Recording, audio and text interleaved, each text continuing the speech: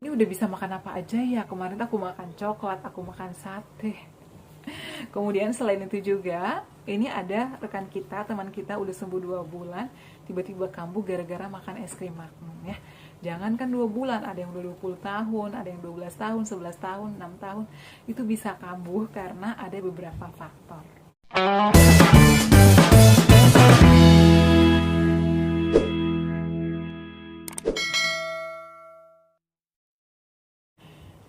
Assalamualaikum warahmatullahi wabarakatuh. Halo semuanya, kembali lagi di channel aku Adeva dan Bunda. Gimana kabarnya nih? Semoga semuanya sehat selalu ya.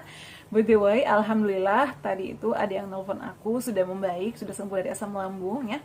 Tapi aku menyarankan untuk tetap terapkan 3P-nya ya. Jadi kita itu meskipun udah sembuh, tetap makanannya harus dikontrol dari menu-menunya, dari polanya. Dan juga nggak boleh terlambat ya. 2 jam sekali meskipun udah nggak ada sensasi pun. Aku udah boleh nggak sih makan gorengan, udah nggak ada sensasi nih. Kalau saran aku kalau mau nyobain makanan teman-teman, sedikit dulu ya. Jangan langsung misalnya enak banget nih, makannya sampai 5 sampai 7 jangan ya. Karena kita itu yang udah dari riwayat asam lambung, apalagi GERD, apalagi yang ada gastritis, sensitif. Kita harus sadar diri teman-teman ya. Jadi buat kalian yang saat ini yang masih berjuang, yang masih pemulihan atau pengobatan, tetap semangat, badai pasti berlalu. Kalian nggak sendirian ya, di Indonesia bahkan di negara-negara lain juga banyak yang ngalamin sakit ini ya. Untuk penyakit asam lambung ini memang beribu-ribu sensasi ya, memang nggak bahaya, jadi kalian nggak usah takut, pasti bisa sembuh. Karena banyak yang bertanya-tanya, Bun, kok banyak banget sensasinya, kenapa ya? Memang ya, asam lambung itu banyak banget sensasinya karena kita juga biasanya disertai dengan kepanikan atau kecemasan, anxiety. Jadi kunci itu adalah faktor pikiran. Nggak boleh banyak pikiran, harus happy, harus healing. Selain pola makannya atau menu-menu makanannya dijaga, diperhatikan, kita juga harus kontrol pikiran ya. Nggak boleh kecapean juga. Langsung aja ya, di video kali ini aku bakal bahas, ini aku udah siapin handphone lagi atas nama Nia Rudi. Bunda mau tanya, selain sensasi yang pernah Bunda alami, ada nggak kayak ada perubahan di badan kita? Terus jadi bertanya-tanya gitu, ini maksudnya perubahan seperti apa? Perubahan dari berat badan kah? Atau mungkin kok aku jadi kayak gini sih sekarang, beda banget nggak kayak dulu? Tentunya ada Kak ya. Karena kenapa? Tadinya kita itu hidupnya ya normal-normal aja, mau ngapain aja bisa, mau makan apa juga boleh, tanya leher aja mau makan apa, yang penting ada duit bisa dibeli. Setelah aku kena asam lambung, GERD, anxiety, tentunya harus selektif dalam memilih makanan-makanan aku. Karena kenapa? Traumatis ya, aku trauma dengan sensasi-sensasi yang menyerang aku ya pada saat itu. Karena sensasi aku itu adalah bukan saja kayak perih meli, tapi aku ngap sesak. Itu adalah sensasi yang luar biasa menurut aku. Perjuangannya menguras emosi, menguras tenaga, menguras air mata ya. Karena takut banget ya, sampai keringatan. Jadi memang luar biasa banget. Dan selain itu juga badan aku kurus banget.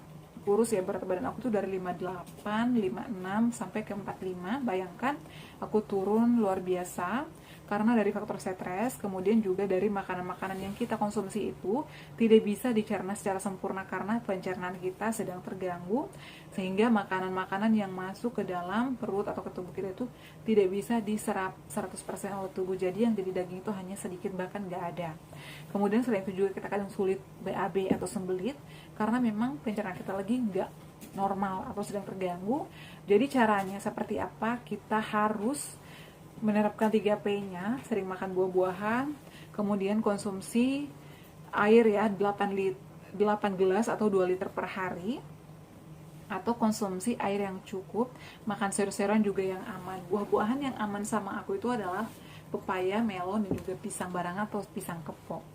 Kemudian saran aku juga bisa konsumsi air tajin, beras organik boleh, beras merah boleh, beras biasa boleh. Itu bisa mencegah sembelit atau mengatasi sembelit ya teman-teman ya. Kemudian saya sering bertanya-tanya, ini kok aku bisa kena kayak gini, penyakit ini? Ini luar biasa banget loh sensasinya. Aku sering banget. Kadang aku suka merenungi nasib, tidur aja kadang nggak bisa. Kenapa? Karena aku tuh stres kok. Kadang aku iri sama teman-teman aku, mereka makannya bebas, mereka makannya sembarang, makan cabai lah, makan pedas lah, makan micin lah, gurih-gurih lah, mereka sehat-sehat aja, mereka baik-baik aja, kok aku yang kena? Jadi sebenarnya ada sebab dan akibat. Mungkin mereka makan seperti itu, tapi mereka itu happy aja. Jadi aku itu bukan dari makanan ya teman-teman, aku kena asam lambungnya dari faktor stres, ada trauma di masa lalu. Itu adalah yang membuat aku stres. Jadi kalau sensasi aku datang, itu mulai cemas. Kalau udah cemas itu pasti banyak sensasi. Jadi kalau misalnya kalian nih yang ngalamin kayak aku, harus bisa kontrol pikiran dengan cara apa? Lakukan healing, lakukan hal yang menyenangkan, lakukan yoga, lakukan relaksasi, dan terapkan pola hidup sehat, sering olahraga. Kemudian atur jadwal makannya 2 jam sekali, agar cepat penyembuhannya. Seperti itu ya. Kemudian di sini aku juga bakal bahas ya. Assalamualaikum Bunda, terima kasih infonya. Saya akan coba.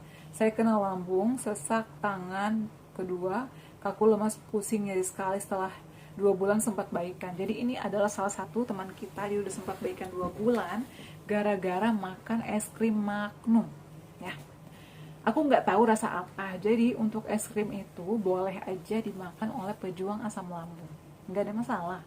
Tapi kalau kita makannya dalam keadaan perut kosong itu nggak boleh, meskipun udah sembuh ya. Jadi kita itu harus makan makanan sesuatu, kayak misalnya aku pengen nyoba gorengan Bun, aku mau makan ketan Bun, aku mau makan es krim, boleh. Tapi saran aku makan nasi dulu 1-2 suap atau 3 suap. Kalau nggak mau nasi, bubur. Kalau nggak mau bubur, tepung Garut aja deh. Yang penting ada pengantar, ada pelapisnya ya. Kemudian makannya jangan berlebihan, dikunyah halus, dan kurangi yang coklat-coklat ya. Karena coklat itu juga bisa menjadi pemicu utama ya untuk asam lambung. Jadi ada yang cocok makan coklat, ada yang cocok makan keju. Jadi cocok-cocokan. Jadi buat kakaknya nih ya yang udah makan es krim Magnum kemudian tiba-tiba kambuh, saran aku terapkan 3P-nya. Kalau misalnya masih engap, masih sesak, makannya di jadwal 2 jam sekali. Kemudian lakukan pernafasan diafragma ya.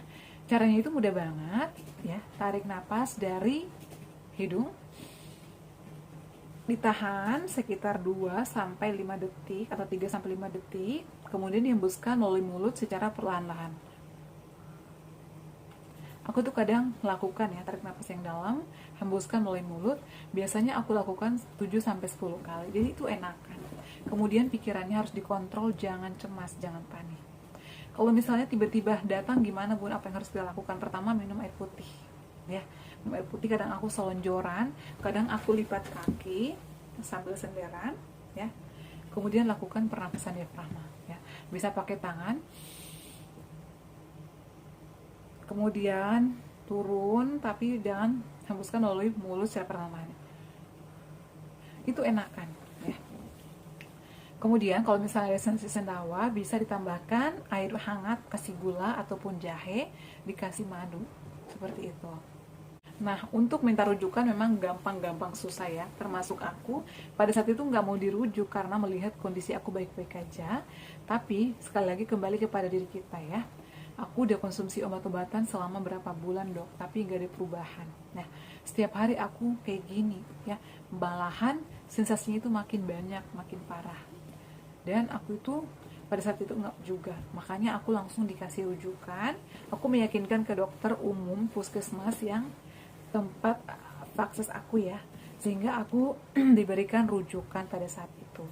Dan setelah nyampe ke dokter spesialis penyakit dalam, diperiksa, aku cerita kalau aku udah konsumsi obat-obatan cukup lama. Langsung dokter aku mengatakan kamu USG, kita cek ada apa ya.